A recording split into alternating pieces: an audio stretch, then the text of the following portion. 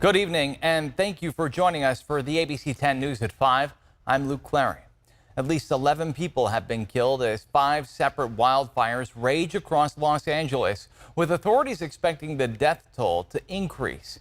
Take a look. Altogether, the fires have burned nearly 40,000 acres, destroyed more than 12,000 structures, and at least 180,000 people have been forced to evacuate.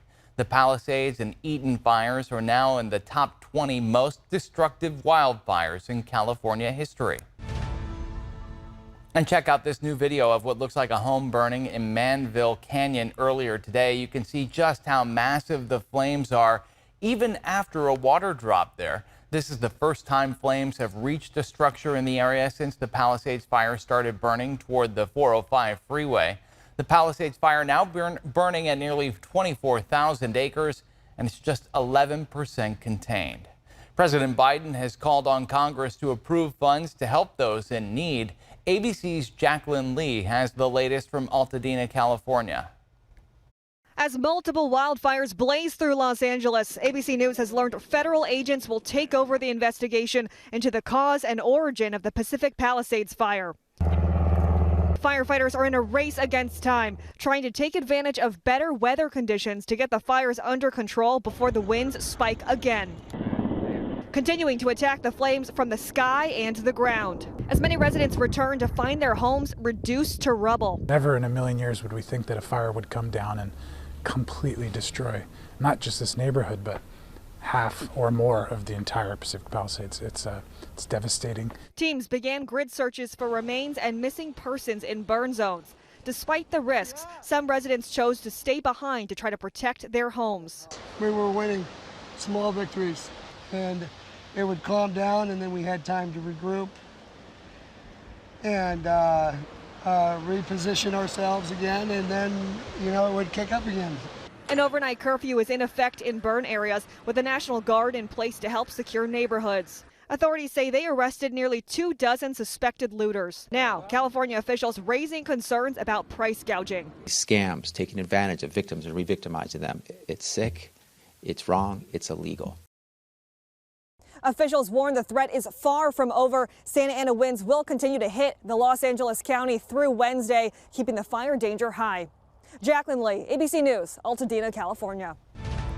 Jacqueline, thank you. Governor Gavin Newsom has ordered an investigation into lost water supply and water pressure by the LA Department of Water and Power. It comes amid concerns that the Pacific Palisades Reservoir was offline when the fire started. The governor says that this likely hurt the effort to protect some homes and evacuation areas.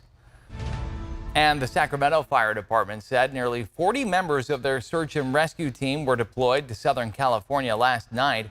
The team will assist with search operations amongst the ash and buildings destroyed by the wildfires.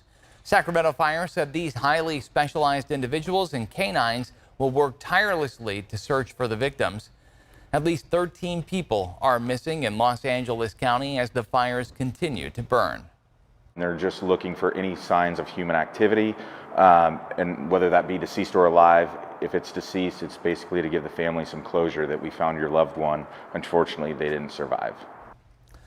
It remains unknown if any of the missing persons are included in the death count. More than 12,000 personnel, including firefighters, law enforcement, and other emergency support teams, are continuing to battle those fires in LA County. Among them are over 140 personnel from CAL FIRE's Sonoma Lake and Napa unit, or CAL FIRE LNU. This team has been tirelessly working from defending structures on the Eaton fire to making critical water drops, even saving homes.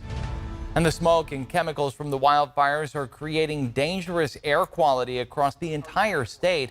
Yesterday, California's Health and Human Services Secretary declared a public health emergency in order to tackle the health impacts left from the fires. The declaration gives healthcare providers more flexibility to respond. And let's talk weather now in our area. Here's ABC 10's Sean Stiles. Well, we do have this weather impact heading our way, and the big thing right now are these increasing winds, and with that we could see limbs from trees breaking down and also downed power lines. So keep that in mind. Downed power lines are one of the most dangerous things. You want to stay at least 100 feet away from those and contact power authorities to get them out there to take care of things. As we look at the impact, these northerly winds are going to be building throughout the day. Winds sustained 15 to 25 miles per hour, gusting up to 40, so some pretty strong winds. And they'll be coming out of the north as the high pressure shifts and a low digs to the south of us.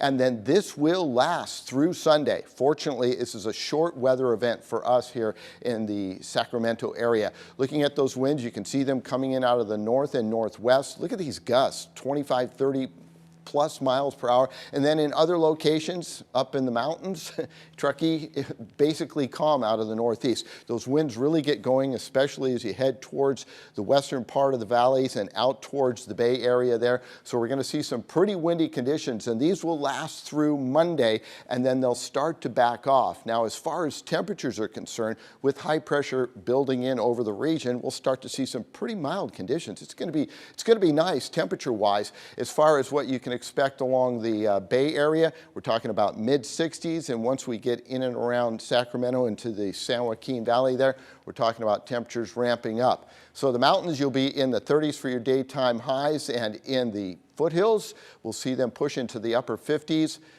mid-60s along the coastline, and low 60s as we get to Tuesday. We'll have your extended forecast in just a bit.